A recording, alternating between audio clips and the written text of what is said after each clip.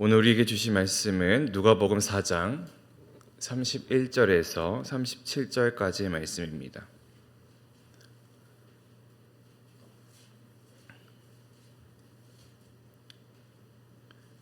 누가복음 4장 31절에서 37절까지의 말씀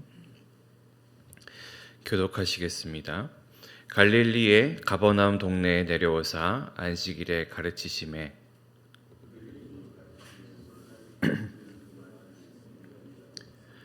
회당에 더러운 귀신 들린 사람이 있어 크게 소리질러 이르되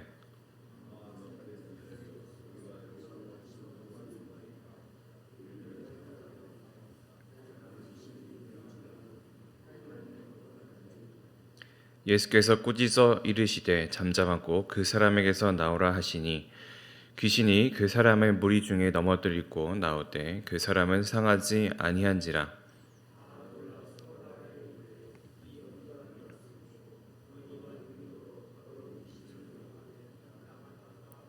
같이 읽겠습니다.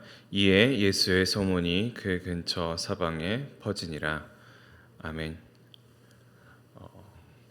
우리는 계속해서 큐티 책에 나와 있는 누가복음 말씀을 보고 있습니다. 신년 특별 새벽 기도회가 있었고 또 교육자 수련회로 인해서 다른 외부에서 설교를 해주신 분이 있어서 어떤 본문으로 이렇게 해주셨는지는 모르지만 저희는 계속해서 누가복음 말씀 보고 있다는 것 참고해 주시고 이제는 또 다시 누가복음으로 돌아와서 함께 말씀 나눠진다는 것도 함께 기억해 주시면서 함께 묵상에 나아갔으면 좋겠습니다. 오늘의 본문은 시험을 받으시고 또 갈릴리에 이어서 나사렛 예수 그리스도가 나신 곳에서 예수 그리스도는 그 습관대로 성경을 읽기 위해 회당에 가시고 또 거기서 말씀을 설교하시고 그리고 그곳에서 배척받았던 모습을 가진 그 본문을 앞에 두고 있습니다. 예수님은 그러면 왜 배척을 받으셨을까요? 그것은 예수님께서 불편을 자아냈기 때문입니다. 일반적으로 우리 설교를 하는 설교자들에게도 마찬가지지만 또 듣는 청중에게도 마찬가지지만 듣기에 불편한 말을 누군가 하게 되었을 때에 때로는 그게 어느 정도 이상을 넘어가면은 배척을 하기 시작을 합니다. 그렇다고 이 설교자가 잘못된 것을 이야기하느냐 또 그렇지는 않는단 말이죠. 근데 무언가 사실을 이야기하고 있는 것 자체가 내 마음속을 불편하게 만드는 일들이 생기고 그것이 이 상황에서는 또 여러 가지 한국 교회 상황에서도 마찬가지지만 설교를 하는 사람을 배척하게 하는 경우가 나타나게 됩니다. 오늘의 본문에서는 본문 앞에 나와 있는 내용에서는 예수 그리스도가 배척을 받으셨는데 그 이유는 예수 그리스도가 불편함을 자아냈고 그 불편함은 다수를 위한 말이 아니라 약자와 소수를 위한 말을 하였기 때문에 이 불편함이 생겼는 것으로 우리가 해석해 볼 수 있습니다. 4장 14절과 15절에서 이야기하듯이 이미 예수 그리스도의 소문은 이미 그 땅에 퍼져 있었습니다. 그리고 그렇게 칭송을 받던 그 유명한 한 사람이 우리에게 나 같은 평범한 다수에게 듣기 좋은 말을 해주기를 바랬겠죠. 이제는 우리가 로마를 쫓아낼 수 있게 될 것이다. 이제는 우리가 아브라함의 자손으로서 다윗의 자손으로서 우리가 우리의 땅을 지켜낼 것이다 라고 이야기를 해주면 좋겠지만 예수 그리스도가 이야기했었던 그 설교는 그러한 모습과는 달리 다수를 위한 모습과는 달리 더 약자인 사람들과 이방인들 그리고 내가 무시하던 그 사람들의 구원에 대해서 이야기를 하였기 때문입니다. 그것은 무엇을 의미할까요? 결국 기득권인 나는 다수의 나는 구원의 대상에서 소외될 수 있다라는 그 이야기를 한 불편함이 있는 것이죠. 그렇기 때문에 예수는 그 자리에서 나사렛에서 배척을 당하게 되었고 또 이 사람들은 예수를 낭떠러지 밑으로 떨어뜨리려고 하였을 때에 예수는 그 사이를 나왔다라고 하는 것이 오늘 우리가 함께 읽어봤던 말씀 바로 앞에 있는 내용입니다. 마찬가지로 이제 예수 그리스도는 가버나움으로 가게 됩니다. 그리고 안식일에 회당에 가셨죠. 그리고 회당에서 또 가르침을 하였다라고 오늘 본문은 이야기합니다. 마찬가지로 예수 그리스도의 그 설교를 듣고 나서 놀랐던 사람들이 많이 있습니다. 32절을 한번 같이 읽어볼까요? 시작. 그들이 그 가르침에 놀라니 이는 그 말씀이 권위가 있음이러라. 여기서 우리가 주목해야 할 것은 이것입니다. 예수가 세상을 놀라게 한 일은 특별히 이 누가복음에서 보았을 때 예수가 세상을 놀라게 하고 있었던 그 일은 어떻게 시작이 되었는가라는 것을 보아야 하는데, 세상이 예수를 보고 놀란 것은 그 기적으로서 시작이 됐다는 것이 아니라는 겁니다.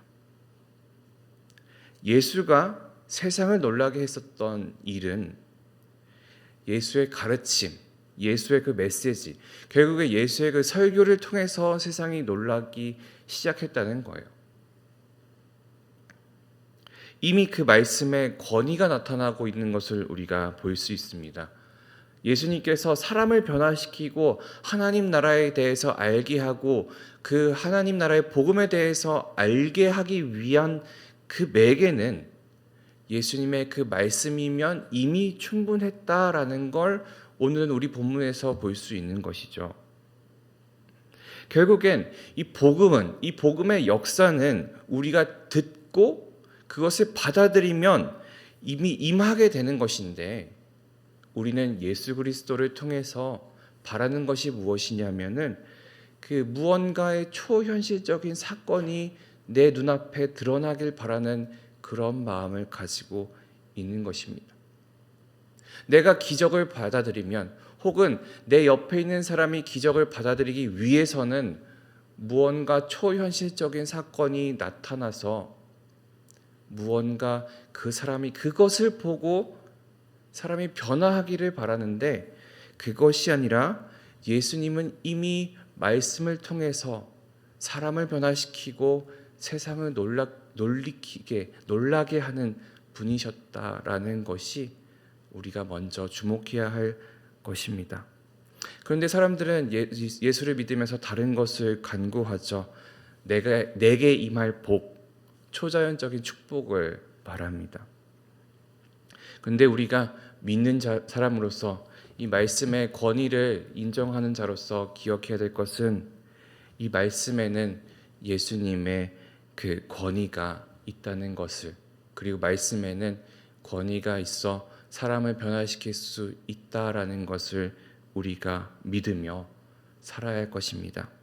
우리에게 주어진 이 말씀이 그 예수 그리스도의 그들에게 했었던 성경 설교와 동일한 권위가 있다는 사실을 믿는 우리 성도들 되길 소망합니다.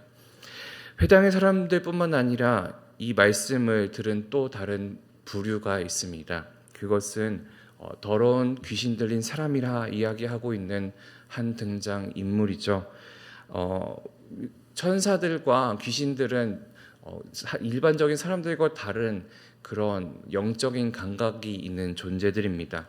그리고 그 예수 그리스도가 그에게 나타나게 되었을 때에 그는 즉각적인 반응을 나타내게 되죠. 34절을 보면 어떻게 시작하죠?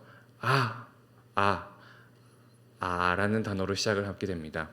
이 아는 어떠한 아일까요? 그 감탄사 아라고 볼 수가 있는데, 그러면 이 아가, 이 귀신 들린 자가 예수 그리스도를 보았을 때 아는 어떠한 느낌의 아였을까 한번 생각을 해보았을 때, 이게 아였을지 우리는 잘 알 수가 없겠지만, 그래도 제가 생각하는 이 아는 아지 않았을까 생각을 합니다. 이 귀신 들린 자가 사용했었던 감탄사 아는 어떠한 의미를 담고 있는지를 확실하게 우리가 글로서는 알 수 없지만, 그 헬라어 성경에서도 에아 이렇게 되어 있습니다.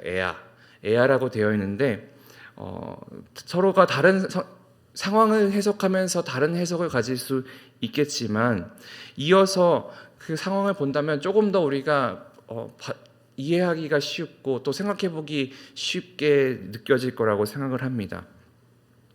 그 귀신 들린 자가 이렇게 이야기를 하죠.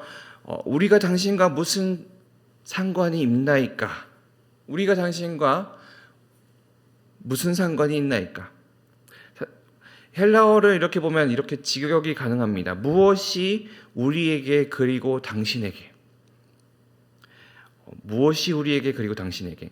사실 이걸 이제 다시금 이제 우리 말로 좀 섞어서 해석을 하게 되면 이렇게 이해할 수 있는데, 왜 당신이 우리의 일에 간섭을 합니까? 라고 해석이 가능합니다.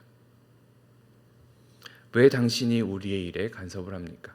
내가 이 사람을 혼란을 시키고 이 사람이 속해 있는 공동체를 혼란을 시키고 있는 일을 내가 하고 있는데 왜 당신이 지금 내가 하고 있는 이 영역에 침범을 해서 내 일에 간섭을 합니까? 라고 이야기를 하는 것이죠. 하지만 이 귀신 들린 자는, 그리고 우리라고 이야기하니까 아마도 많은 귀신이 들어있을 수도 있겠죠. 그들은 예수의 목적을 잘 알고 있습니다.